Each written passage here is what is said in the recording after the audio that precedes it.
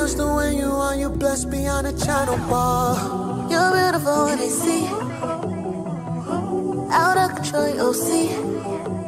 You came up to can't knock you down. You an ego and you're so now. I see you, yeah, you glowing, you're rolling, so lethal, yeah, explosive commotion. Walk in the room and you'll freeze, yeah. You stop in time when you leave. S-P-E-C-I-A-L, you special, you're so wonderful. You know you a queen, so never let them get you off your throne. Perfect just the way you are, you blessed beyond the channel wall. God took his time when he made you. One of a kind, you 100 proof. Top of the line, 911 cool. Stop in the time, you're so magical. God took his time, one of a kind. Top of the line, stop in the time. God took his time, one of a kind. Top of the line, stop in the time. Hey, you are amazing, simply amazing. I just wanna stop and say that you're beautiful. God took his time when he made you, simply amazing.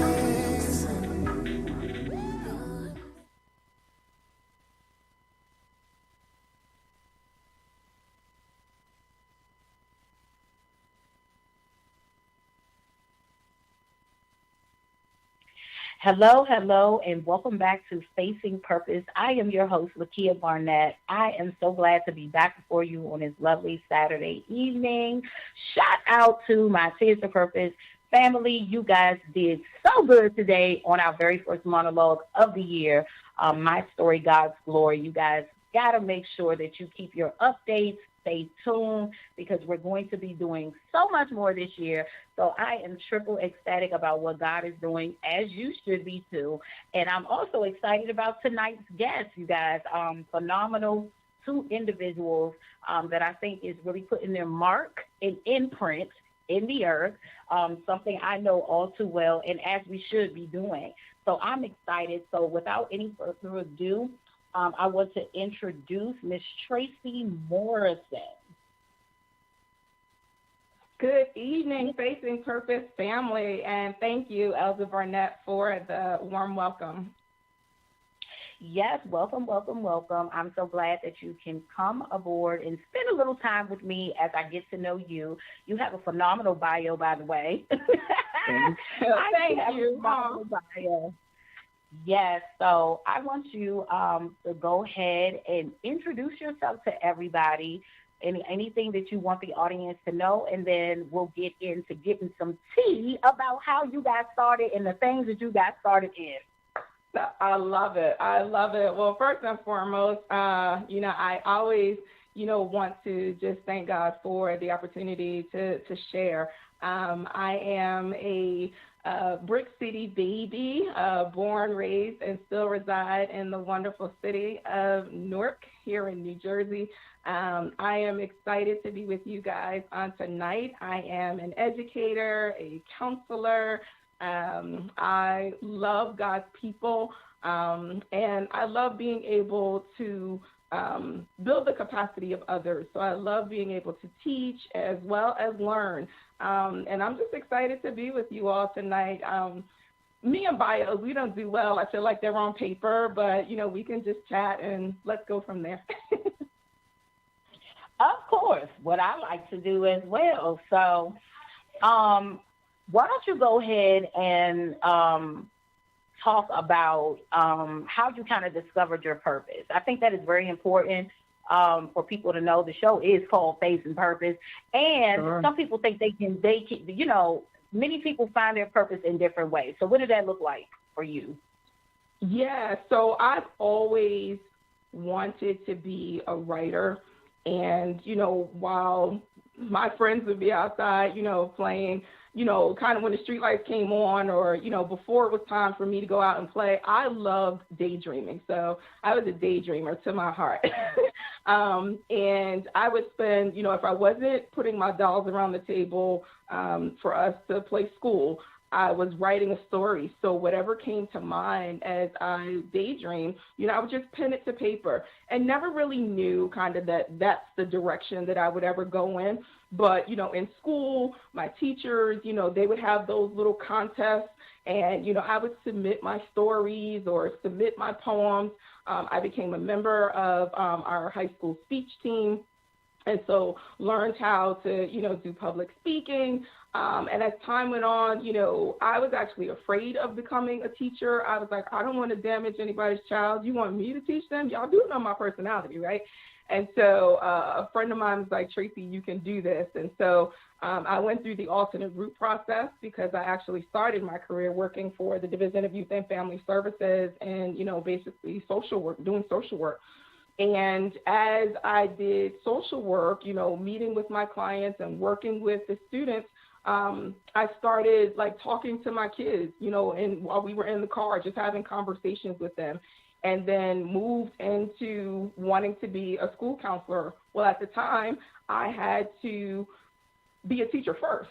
And so I'm like, oh, wow, okay, God, so your way, huh? You're going to get me in that classroom regardless. But it was amazing because now I have background, in classroom and lessons and leadership. And I had a great assistant principal. She was wonderful. And I said, I want to be like you. And so she said, all right, then shadow me, learn, what I do as an assistant principal.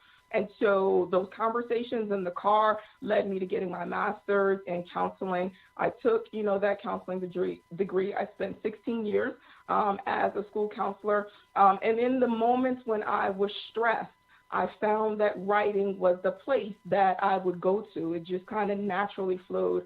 And I began to sort of put all of those things together and not really knowing that that was God's desire, right? And so I think that as you move through life, pay attention, to the places where you may not know it's always God leading you, but what are the things that you're consistently doing? Where are the areas that, sort of without, I don't want to say effort, but where are the areas where you see him depositing and gifting and giving you wisdom and knowledge and further instruction? What are you drawn to?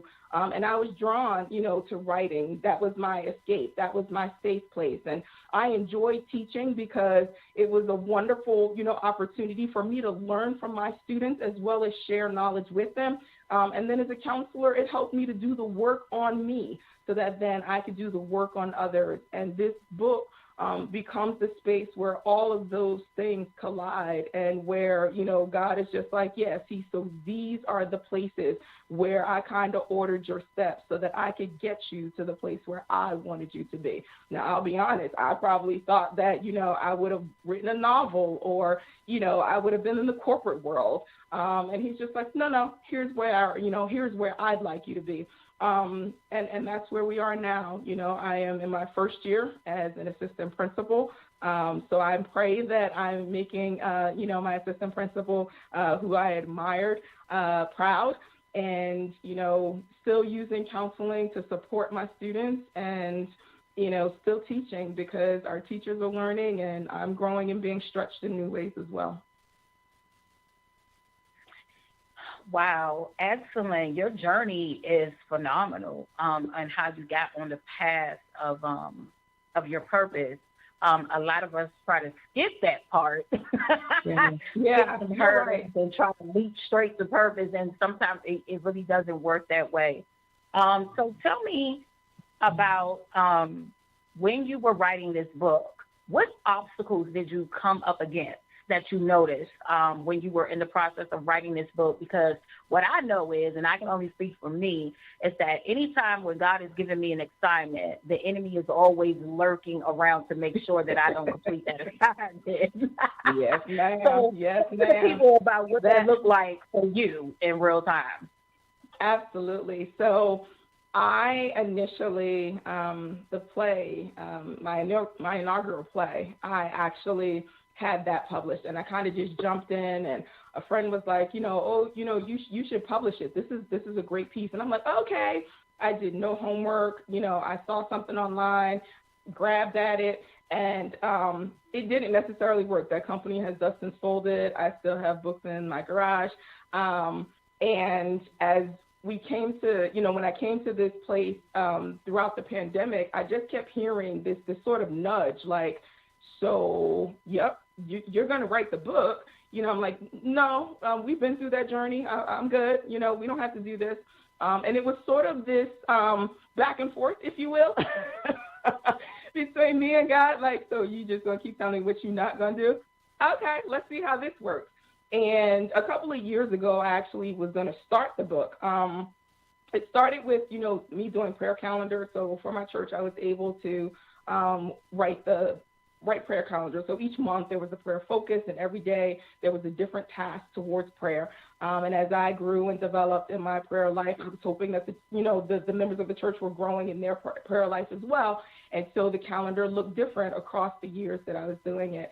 And who knew that, as I was writing the calendar, that was really sort of where God was going to take the book, that these little exercises, he was going to stretch them in a new direction. But you have to, and I'm sure you have to live. You have to live what you write.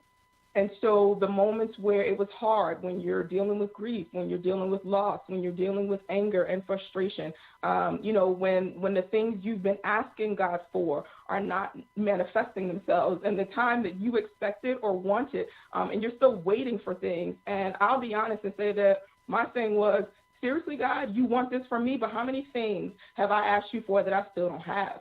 And so why should I do this? How do I know this is going to be successful? And so it was a lot of back and forth. There were a lot of tears. There were a lot of moments, throughout the pandemic where, we had space and opportunity. And I would want to watch a movie, or I want to sit and daydream, and just felt the nudge, like, no, this is what I need you to do. Moments when, what I wanted to be in the book was like, no, that's not what I want. So it's the back and forth. I'm putting the pen down. I don't want to do this. I don't know that people are actually going to pay much attention to it. Why are you doing this to me, God? Became the question. And a friend of mine said, Tracy, at the end of the day, it's not your responsibility to figure out how other people are going to respond. It's your responsibility to be obedient to God. If this is what he's told you to do, quit whining, put your big girl panties on and do it. And I was just like, okay, you have to say it like that. But sometimes God will send people in your life to kind of tell it to you the way you need to hear it. And I just kept moving forward. And I said, God, I commit this into your hands. If this is something that you're calling me to do, give me the words to say. Help me to know how to do it, so that at the end of the day, you are glorified and your people are drawn to you. So use me so that you can get what you want out of this. And, the journey became much sweeter when I stopped throwing tantrums and just, let it, and just do it the way you asked me to. Absolutely. I love it because it sounds like God really had structure for your life. And sometimes when you are called, listen, because we know the Bible says many are called, but few are chosen. When you are chosen, a chosen vessel, you don't get to do what you want to do. You can try, but you don't get to do it. Because he's definitely going to keep bothering you. And it's like, okay, you're not going to get to do what you want to do because the Father is going to stop you right in your tracks. Okay. Yes. So I know that all too well. So I even thank you for just elaborating on that and sharing, what that looks like. So I was reading, and I want you to tell me what this means to you. Here's our prayers too. Sometimes there are no words that can express the space our mind, heart, and or spirit occupy. Our tears tell the story for us. Don't grab a tissue. And it says, allow the tears to come, to fall, to cleanse. What does that, what is that? That is very powerful, by the way. Yeah. So I, the counselor side of me recognizes that tears are cleansing. And so often when someone begins to cry, we hand them a tissue. And what that actually does is almost tell the person, stop crying, fix it, clean yourself up. It's going to be okay.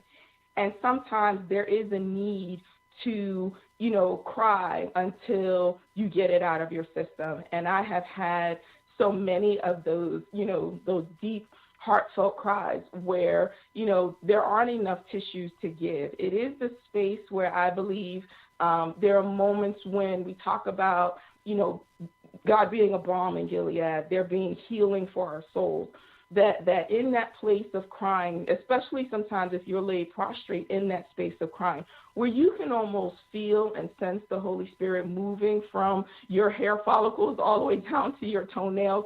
And in that space, there is a release, there is a letting go, there is a surrender, that's happening. And sometimes when we're in church and it's nothing against the ushers, I hope nobody gets offended, but sometimes that handing of the tissue, you just need that moment with God. It's a place where he's ministering to whatever it is that you have no words for, but your tears mean something to God. If he's collecting them in a bottle, that means that they mean something to him, right? So your tears have, in essence, their own words. It's its own language. And so let it flow and allow yourself the space to release and to allow God to cleanse and wash that space that you're in, because sometimes there really are no words and I can't always explain, but God, what these tears mean. And so if a tissue stops it, then it may stop my conversation with you. But as I continue to cry or the tears continue to fall, what they mean. And when the process is over, you will bring the healing, you will bring the closure that I need in that moment and in that space. Wow, well said. I love this. I love that you have just broken everything down for people to really understand really how God wants us to be, or how God gave it to you to really release to the people. I'm sure many will be blessed by this book. It could really use it even now in this time. We have gone through so much within the last 2 years, and things are still happening. So I think that your book is really relevant to today. Like it probably will forever be around, because, people they need encouragement. They might not can always make it to a church or make it to a church leader, but if they can pick up a book or anything that can help them, and stabilize them, I think it's a beautiful thing. So let's get down to this prayer, the prayer dancer. What is that production about? I'm excited about that part. Okay, I'm excited because I'm just like, what? Like, what is going on? So break it down. What that looks like in real time. How did that come about? In like, what is that? What does this all entail? Because it sounds really interesting. Yeah. So again, you shared with me, and I hope it's okay to say that, the gift was deposited within you, for dance and, and so with playwriting, that's a deposited gift. So I took a screenwriting class in college and short stories in college, but I did not take playwriting in college. So, so the play was written in 2004, and I actually had it comes from a dream that I had. There were 4 sort of images of myself in the sanctuary of my former church, Abundant Life Family Worship Church, under the great leadership of Bishop George and Lady Mary C. Rice. Shout out to Abundant. And there were 4 personas of myself on the stage, and we're just having this conversation. And, in the midst of it, there was praying going on.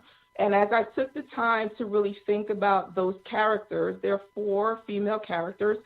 Joy, who is single and longing to be in a loving relationship. Amber is in a loving marriage, but is having difficulty conceiving a child.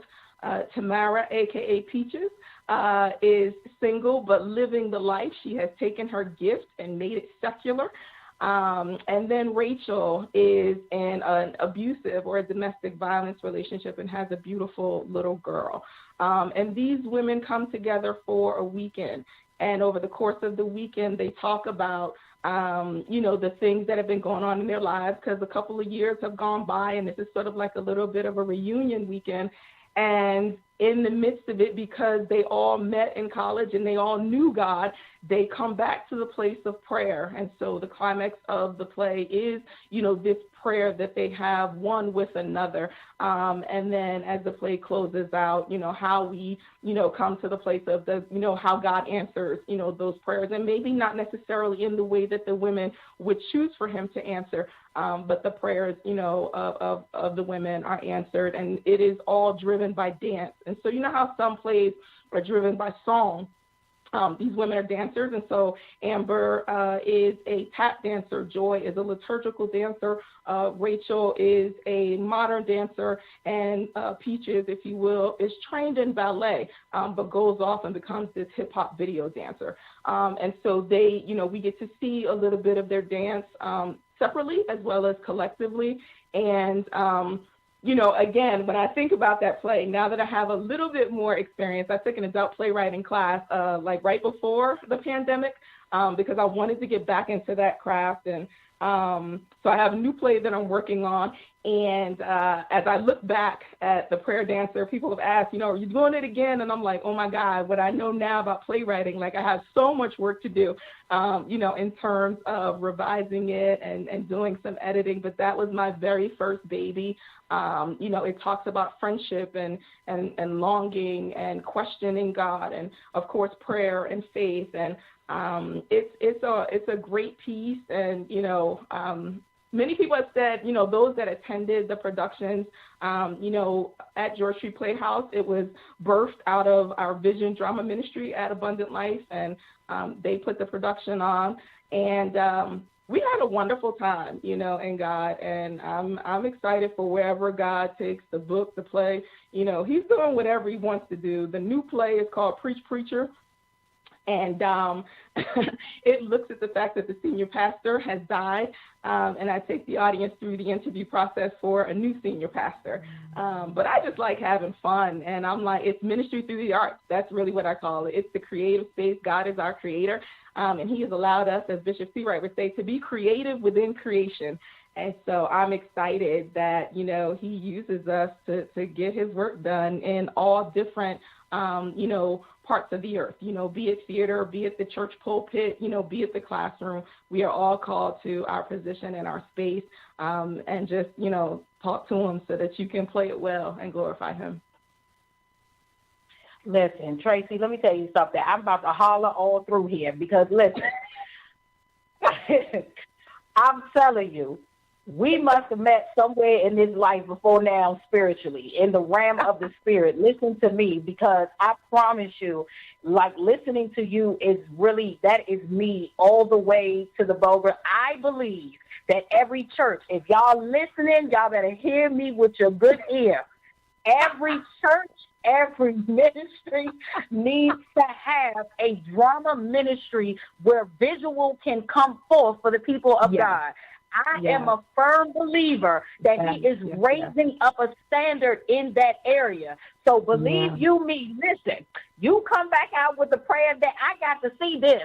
Anything you got going, or you make sure you say, Elder, I got this going, I got that coming. Let me tell you something. I'm trying to tell you right now, it is like a whole thing that I believe that is God's heart, that we get back to the visual. We need to, if you don't know nothing about bringing out no drama ministry, bring somebody in to help with your drama ministry to get that thing going. It does something to the eye.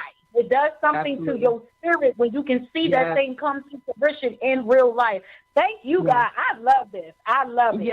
I'm just so geeked over here. I don't even know what to do with myself. I'm trying to tell you. Yes, indeed. So I love it. I love it. So listen, I want you to give one piece of advice to any author that is maybe listening to you that says, hey, I got a baby I need to birth out, but I don't really know how to do that. Can you just drop a word of encouragement for the rising author, or maybe an author that may be stuck, who knows? But I just want to send out words of encouragement to all authors on today, and I think you're the perfect one to do it. Oh, thank you so much. You know what, to every author, every aspiring author, because, those of us who write, you know what I mean, I would always say, trust the process, write every day and hold on to what you're writing. You never know how God is going to use it. I keep thinking about the scripture, all things work together for the good. And so that little thing that you wrote on the Post-it, that little thing that you put in your journal when you were 12, that thing that, someone spoke into your heart, and then, you wrote in your journal, after a women's conference, all of those pieces of the puzzle at some point come together. And if you just quiet yourself enough, right, and don't necessarily listen to the status quo, yes, you have to do your homework. You have to you have to, as I learned in this journey with the new book, do your homework. You want to find a publisher. Make sure you have a consultation meeting. Know the heart of the people who are saying they're going to carry your baby into fruition. And if it doesn't sit right in your spirit, then go on, try something else, and invest in yourself. Set a budget. Know what you can spend. Know what you cannot spend. Commit it into God's hands. Ask him to show you. Ask him to guide you. Ask him to bring the right people. Make sure your work is edited. This is your baby. If this is ministry for you, we do what we do as unto God. And that means that you present it, to him first. Let him show you how to fix it. But then you also, because he has gifted many people in the world to do great things like doctors and editors and things like that. So, make sure you pray on who my editor is, and then make sure that the editor that you use is someone who actually can also carry your vision, right? This is your baby. And so the way in which you're going to take your spiritual baby, your emotional baby, your writing baby, your dream baby, you're going to care for it well. And so take your time, enjoy the journey. Sometimes having the finished product means, honestly, really nothing in the grand scheme of things, because now you're at the next level. It's finished. So what now? And you have to keep moving God's agenda forward. So make sure that you can stand by what you've written. Make sure that, in the end, he's always glorified, particularly if you're a writer of Christian, you're in the Christian genre. Make sure that he's glorified, that it's not about you, and that if it is about you, that what you're sharing about you honors him and will bring others to him, not necessarily to you. Like I told people all of the time, at the end of the day, this was an investment.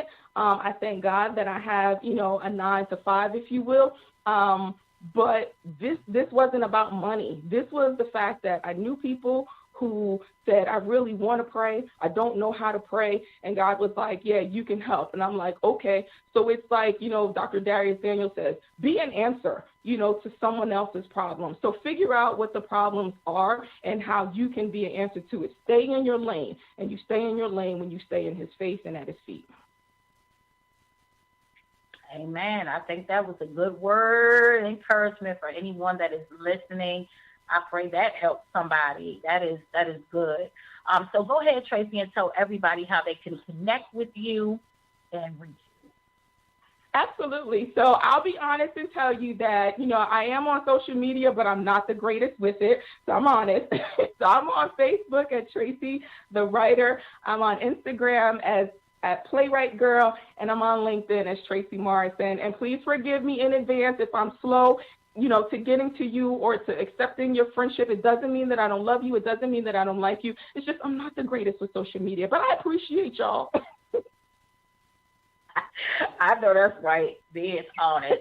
And why don't you go ahead and let everybody know if you have any events or anything coming up next? Sure.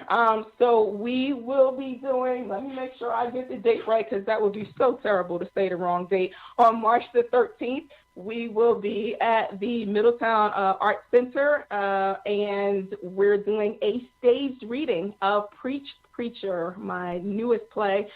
So staged reading is the next level of development before we get to production. So please come out. It's an opportunity for you to hear the play, and then it gives me a chance to do some editing, and then hopefully we'll get to a full production where you can see the play. Amen. So I thank you so, so much, Tracy Morrison, for coming on, blessing us with your words, your encouragement, with your gift, your beautiful gift. We look forward to hearing more about what you're doing. Make sure you keep up with me so I can, shout out over the airways what is going on with your next play that we cannot wait for you to drop. So we will be definitely staying connected. And thank you so much for coming on to Faith and Purpose Radio Show.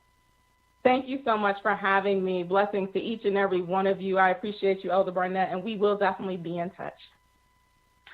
Yes, yes. So let's go ahead and take a quick break before we bring up the poet, LaCroix Nixon.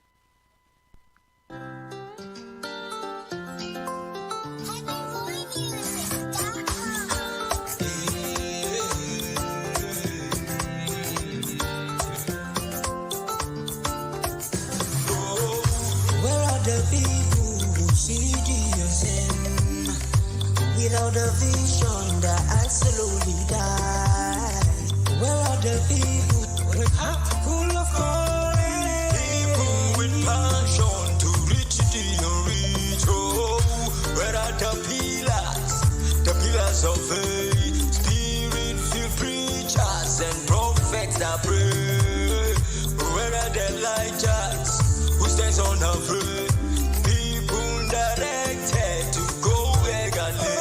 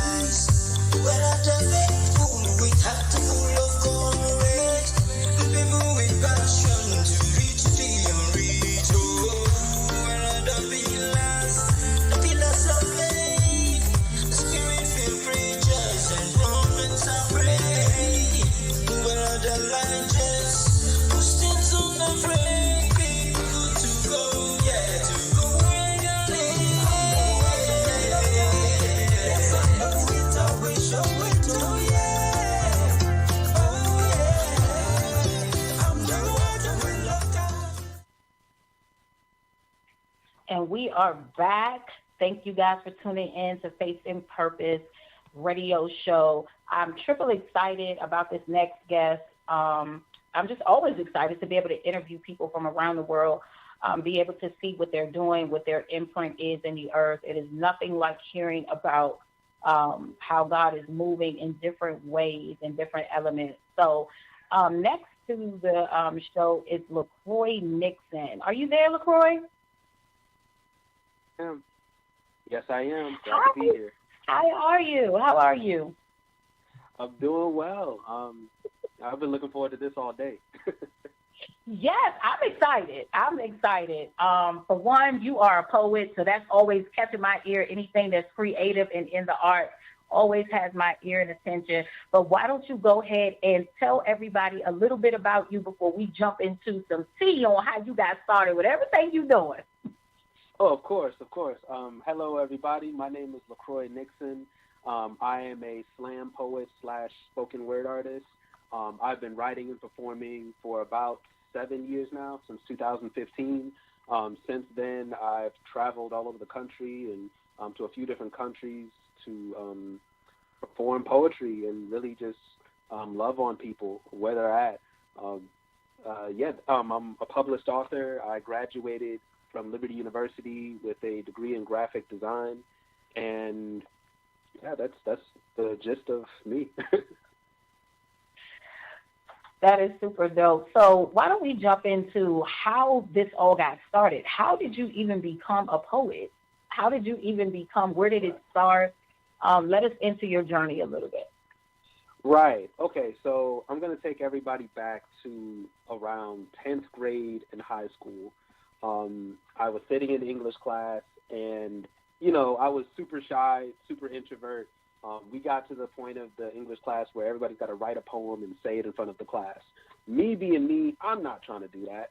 But my teacher, she had noticed that I was writing and stuff like that. She was like, no, I'll get up and I'll say your poem in front of the class. Everybody was like, ooh, because she said the poem, everybody started going crazy. And then that was just the little push I needed just to, you know, start writing, start exploring this thing.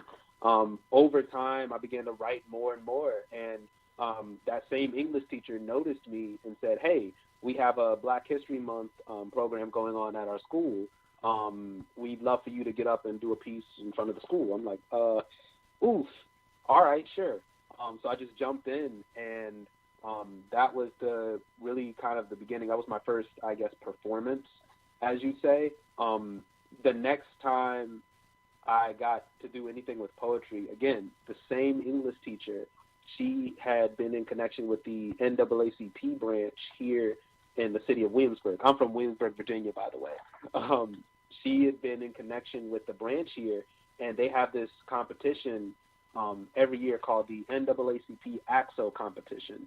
Essentially, it's a huge kind of social Olympics, as they say, over 26 different categories, everything from physics to culinary arts to engineering to oratory speech, that you can compete in on the local and national levels. Each year, Nationals is in a different location around the country. It's a really great opportunity to just meet a bunch of people that are going places. I kind of threw my hat in the competition really because she was like, you need to do this, and my mom and pops were like, you need to do this. And I ended up winning locally for poetry and engineering. So I advanced to the national level. I didn't win anything, but that was the first time I realized what poetry could really be. And then once I got to college, I went back to nationals twice for poetry and engineering. I didn't win, but again, great experience, opened my eyes. I get to college. I joined a ministry called Bridging the Gap Urban Ministries. It spread the gospel through the performing arts on campus and around the city of Lynchburg, Virginia. They found out that I did poetry in high school, and they threw me out there. And like 2 weeks after I joined the ministry, I was in my first, I guess, official spoken word performance. And since then, people have been just asking me to come places, asking me to be a part of different events. I got a chance to make a lot of great connections with people, not just as an artist, but really places to serve and really places to like just be the best person I could possibly be. And it's been an amazing journey since then. So that's pretty much the fairly summarized version of how I even got into this. But yeah. Wow, I think that is amazing, that we don't even understand that when we are young like that, God places giftings on the inside of us. And some of us, I always tell people, look at your track record. Like, what have you been constantly doing pretty much all of your life? And that's usually a telltale sign what you're supposed to be doing or what God wants to use, you know, in the earth as an imprint. And that's what I hear when I hear your story. He really has embedded something in you. And I know with that being said, all the great things that came out of you just stepping out there and making a leap to go forth with this, were there any obstacles that you felt like you had to face during these times that would really say, you know what, I don't want to do this anymore? Did you have any of those obstacles along the way? Oh, let me spin you the yarn. My Lord. One thing that I've learned is that if there's no challenge in it, then you're probably not doing it right. For starters, the college I went to was Liberty University, which is known for being one of the most conservative, it's a Christian campus, but one of the most politically conservative campuses in the United States. I was getting up on stage and talking about how Jesus would probably support Black Lives Matter, and just really getting up there and just laying it out there and connecting it to gospel and biblical principle. I was talking about how, I read in, I believe it was Proverbs or Psalms, how it says, when injustice is done, a curse is put on the land. And that's something that I apply to a lot of my work, especially at like open mic sessions or the events that I'd be invited to. So starting out already as a minority on that campus, and then already speaking about like kind of giving a hot take in an unpopular opinion, it was kind of hard to get people to understand where I was coming from at first. But over time, people realized like, wow, this guy's really laying it out there. That's one thing. Another thing is the greater part of the beginning of my spoken word career was on that campus, but I focused so much more on getting off the campus. That was an obstacle at first, but then there was this group called the Listening Incorporated. They focus on mentorship through the performing arts. A lot of spoken word artists, a lot of singers, musicians, all kinds of different things throughout the city that they endorse and that they get behind. They even had a CDF, Child Defense Fund Freedom School, come through the city in 2019 and 2021, of which I got a chance to serve there.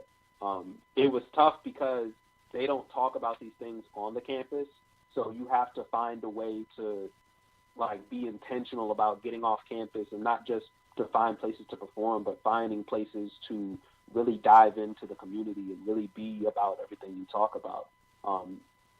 Those would probably be the two biggest like hurdles that I had to overcome initially.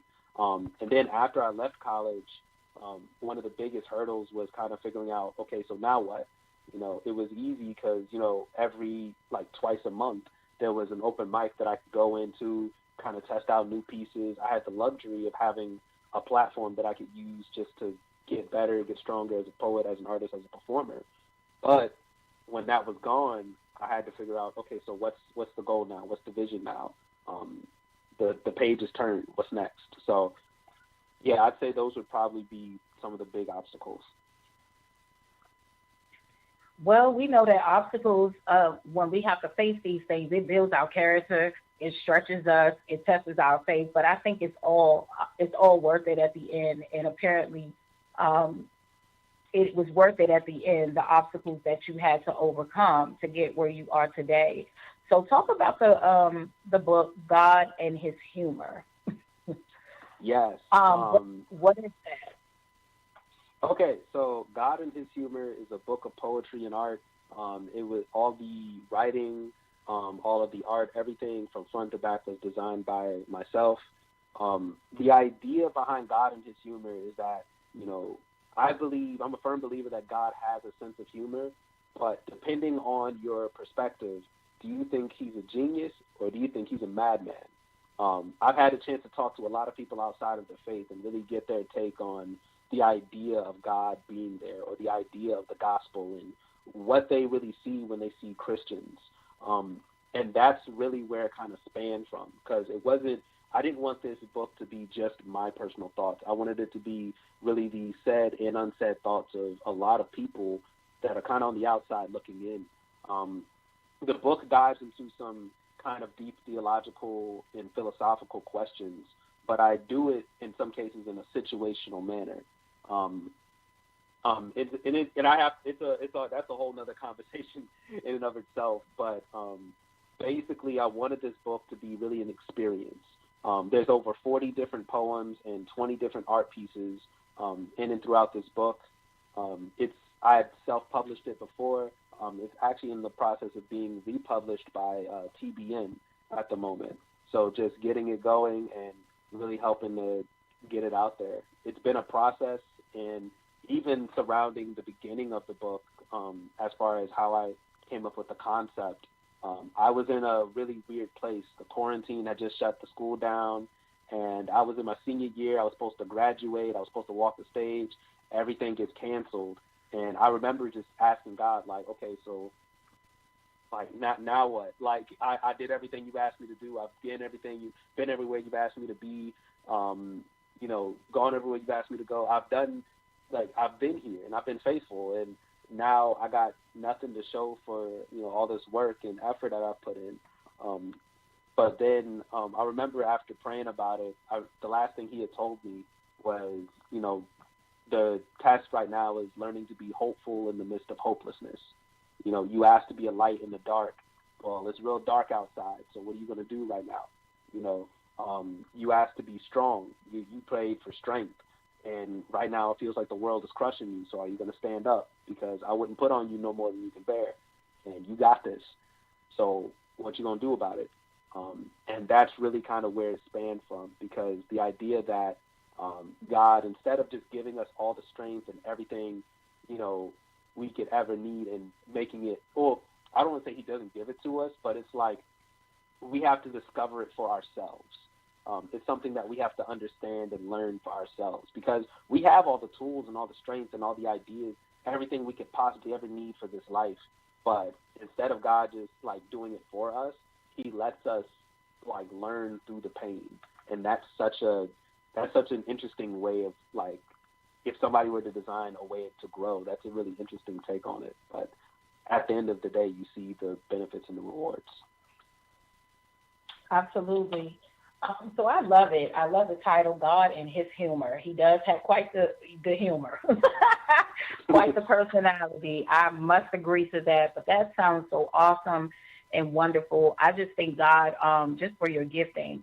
So as a poet, can you just share some encouragement? We have many poets. I know many poets, some that are still trying to break ground in their artistry. And can you just give some encouragement to some that may be listening that feel like they want to give up, like they just want to quit because it seems like nothing is happening? Can you just shed a little bit of encouragement for them tonight? One thing I would say is embrace the valley.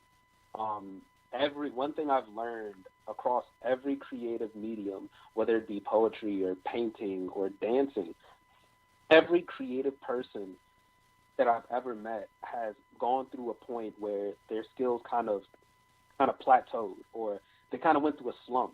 And for some, that slump was a few weeks. For some, that slump was a few years. And there's no real point to where it's like, oh, it starts and it ends. But every creative goes through it at one point. In that time, figure out your why. Like when you're at your lowest point, figure out why it is you do it and learn to embrace the valley. Another thing I would say is become incredibly good at what it is you do. Like so good to where you can put out excellent content almost without effort, no matter what it is you do. Because on a base level, when you are efficient, like consistent and efficient, doors will open.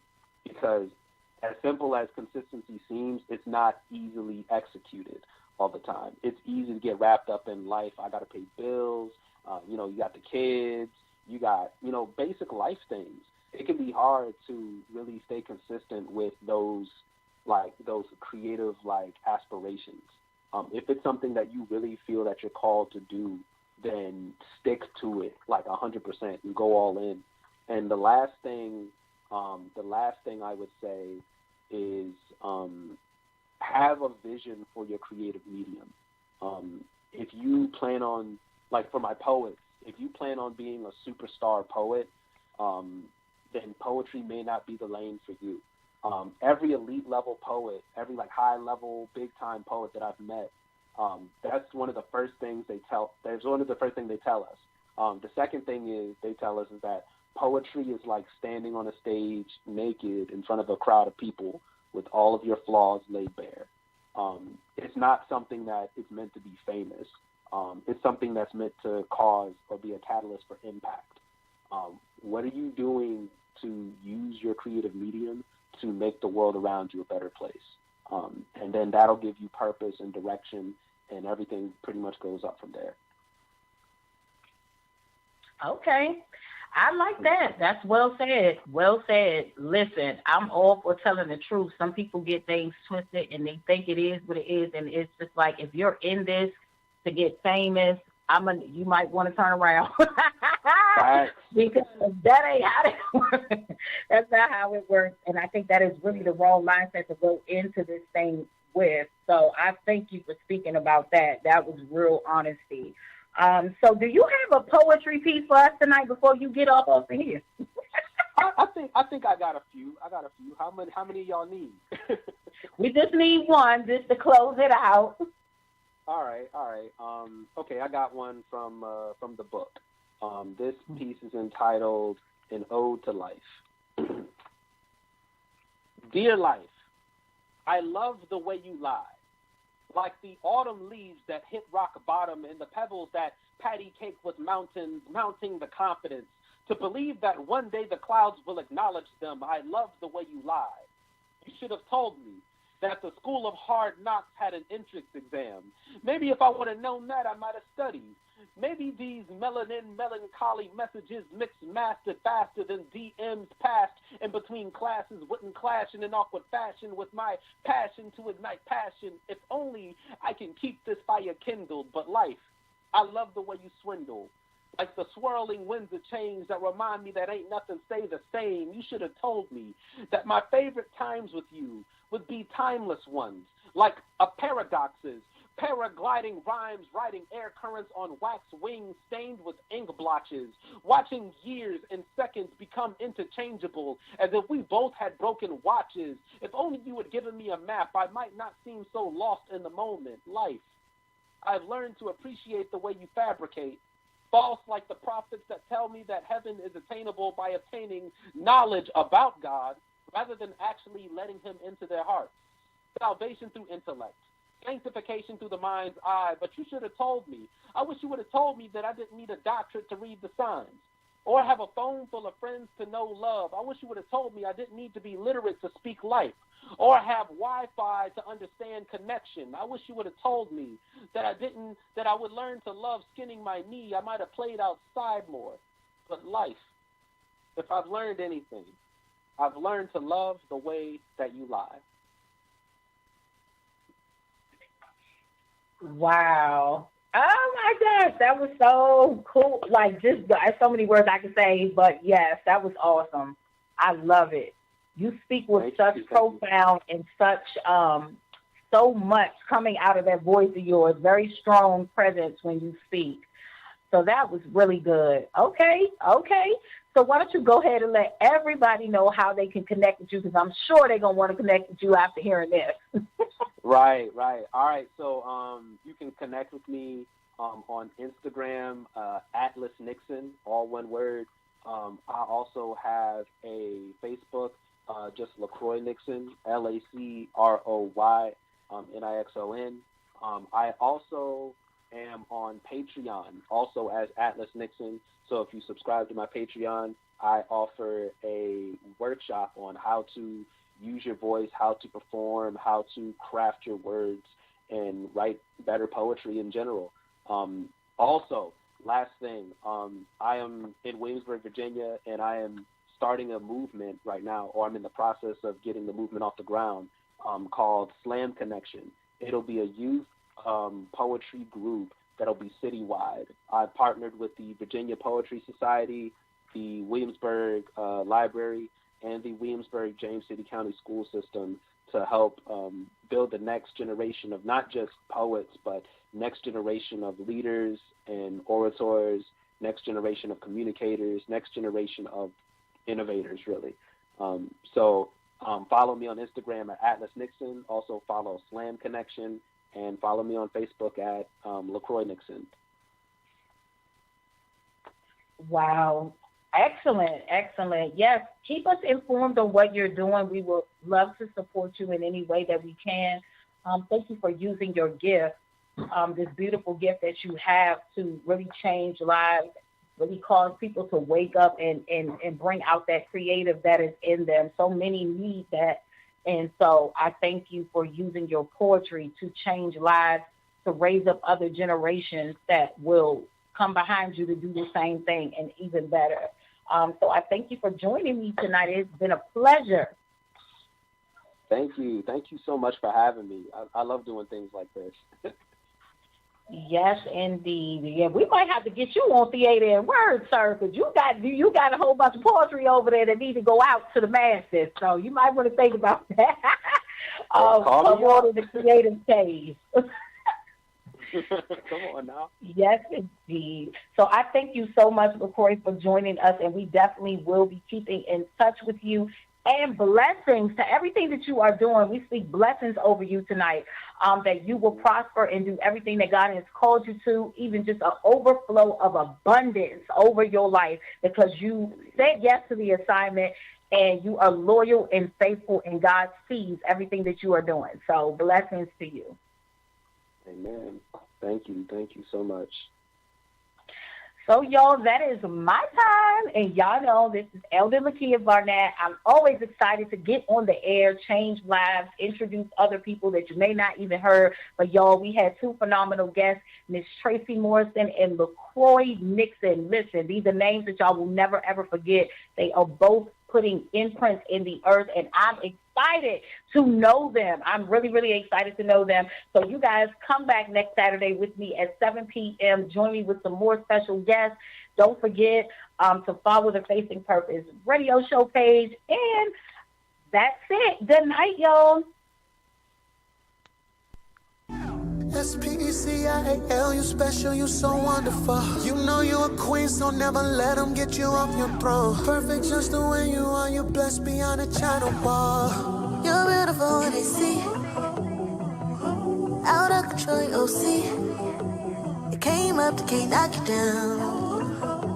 You an ego and you're so now. I see you, yeah, you glowing, you're rolling, so lethal. Explosive commotion. Walk in the room and you'll freeze. Yeah.